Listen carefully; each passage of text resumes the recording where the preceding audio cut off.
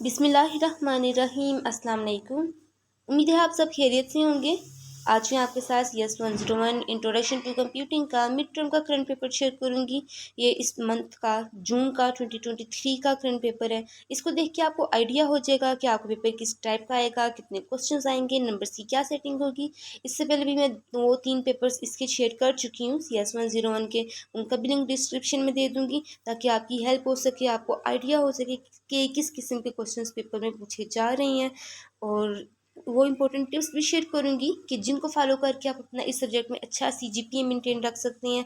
Video को लंबा नहीं करना, बस शॉर्टकट से यही बात करूंगी कि किसी पास्ट पेपर के चक्कर में ना पड़ें, किसी फाइल और नोट्स के चक्कर में ना पड़ें। जस्ट वेस्टेज ऑफ टाइम है। अगर करना है तो जस्ट अपना क्विज 1 कर लें, क्विज 2 कर लें और अपनी असाइनमेंट वाला क्वेश्चन कर लें। अब असाइनमेंट का क्वेश्चन देखने में तो बड़ा आसान सा लगता है कि उसके 3 पार्ट हैं, ये वो है। देखिए उसके बीच में एक्सपोनेंट है, मेंटीसा है, साइन बिट है, उसके आगे से 2 पार्ट्स और हैं।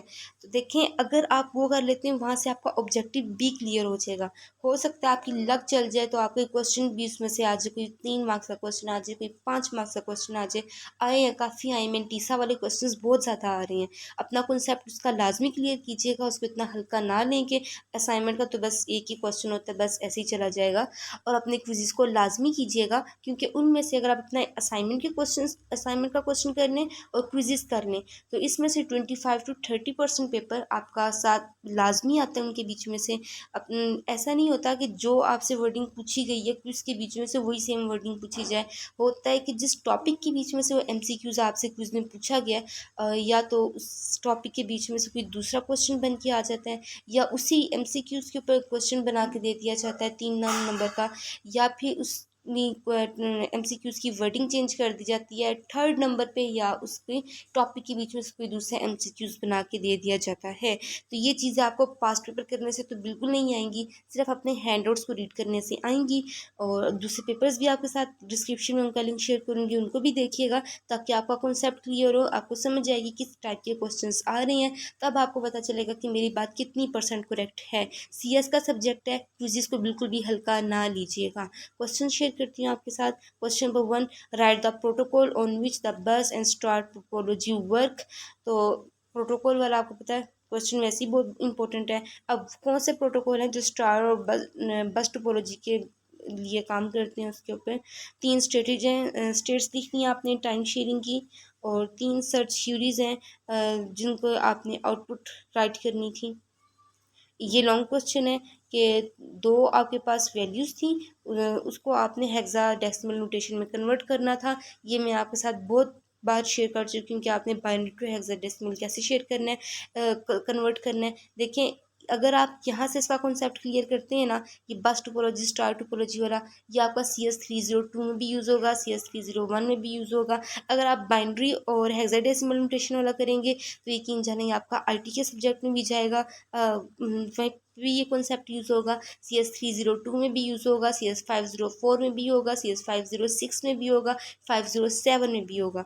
तो फिर अगर आप यहीं से अपना कॉन्सेप्ट क्लियर करेंगे तो आपके लिए आसानी होगी।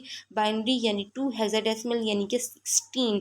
नेक्स्ट लॉन्ग क्वेश्चन है कि एक्सप्लेन फ्लो कंट्रोल और congestion control to send the packets from sender to destination.